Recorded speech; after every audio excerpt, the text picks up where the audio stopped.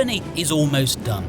We've explained how the odds are heavily stacked against the ordinary investor, and how by settling for an average return and refusing to pay a small fortune in charges, you can end up as one of the winners, saving yourself a great deal of time, effort and worry in the process. But there is a much bigger issue here. It's not just we as individuals who are losing out. The whole world faces a pensions crisis. We're living longer, and although most of us will also work longer, there'll be huge numbers of people retiring without enough funds to sustain them throughout their later lives.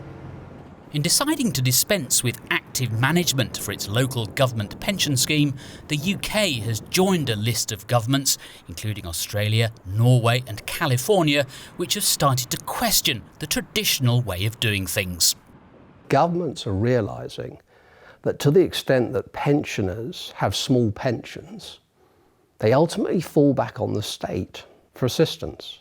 So there is a very strong economic rationale to have pension funds perform better.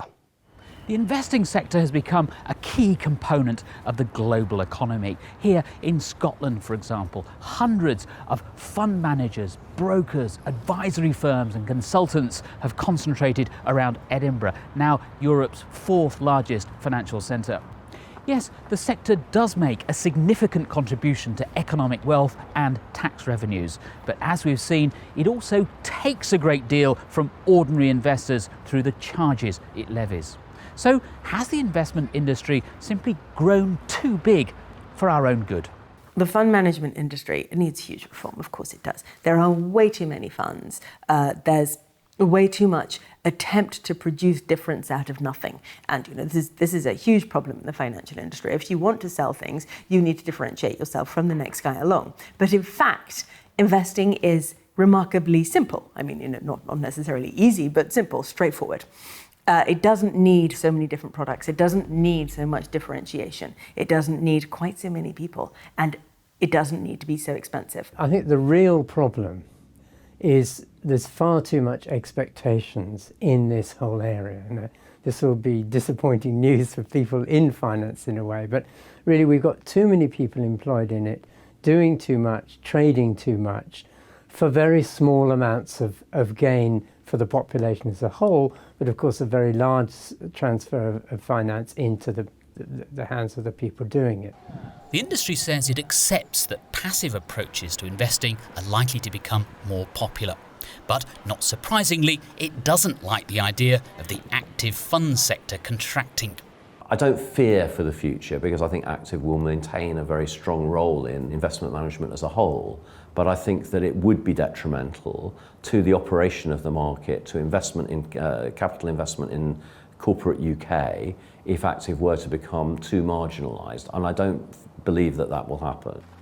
It's true that the market system needs active managers to function. But the academic consensus is that a global fund industry just 20% the size it currently is would be more than sufficient to maintain market efficiency.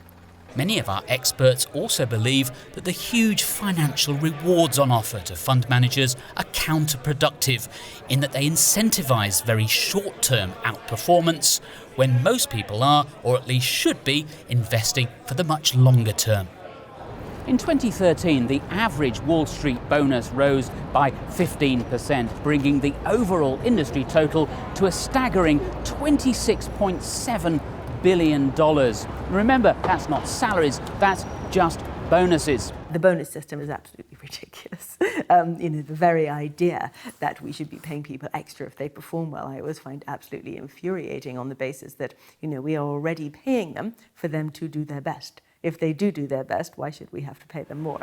If there were fewer fund managers earning more modest pay packages, perhaps more of our brightest graduates would shun the city and pursue careers instead in sectors where they really can make a difference. As John Bogle likes to say, it's not the speculators or the markets that add value. Ultimately, it's successful businesses that drive investment returns. And despite the lazy way in which business and the markets are often lumped together by journalists and politicians, those are in fact two very different things. The function of the securities markets is to allow new capital to be directed to their highest and best use. That's true, but think about the math for a minute. We probably get, in the last couple of years, maybe $300 billion a year that goes to new offerings and additional IPOs and additional offerings. We trade 56, most recent number, 56 trillion. And that means something like 99.5% of what the stock market does, of what we do as investors, is trade with one another, and 0.5% is directing capital to new business. There is a system that has failed society, period. So there's wide agreement that the investment industry needs to change. But where will change come from?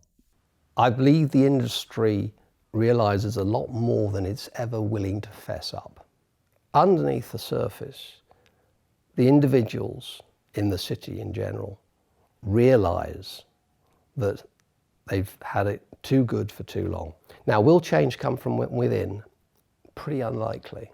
The trade bodies, of which the IMA is one, are masters at doing just enough to keep the show on the road in terms of hinting at change and improvement for the consumer is around the corner. The IMA, the Investment Management Association, is a trade body that is there for its members. It is financed and supported by the members, which is the fund management industry and the banking industry. Is it doing a better job of protecting the investor and making things more transparent for an investor? Definitely not. Michael Johnson sees a key role for journalists and educators in bringing about change for the better. There's a strong campaign, for example, to increase education in schools, financial literacy. Maybe that's a starting point, and the media could usefully attune itself to the level of technical understanding of the man in the street in an explaining role as well as in an inquisitive role, rather than simply reporting the stories that it's given by highly paid PR agents acting on behalf of very wealthy clients. Ultimately, though, it's up to us, ordinary investors, to demand a better deal. Yes, we do need to put more into our pensions and other long-term investments. But we also have to start questioning why the industry is taking so much out, to start insisting on a fairer share of investment returns, especially as those returns in future are likely to be smaller than they have been in the past. We need to wise up, to be more realistic. We have to be less gullible, and yes, perhaps a little less greedy as well. There are no magic shortcuts to successful investing, but over the last 120 years or so, we've learnt so much about how it works that it's simply not necessary anymore to pay expensive experts to gamble with our money. Together, we will win this game in the end. There's this great quote from Adam Smith in The Wealth of Nations that says there's one principle that is so simple and so universal we don't even need to defend it, and that is the ultimate object of all business should be to serve the consumer.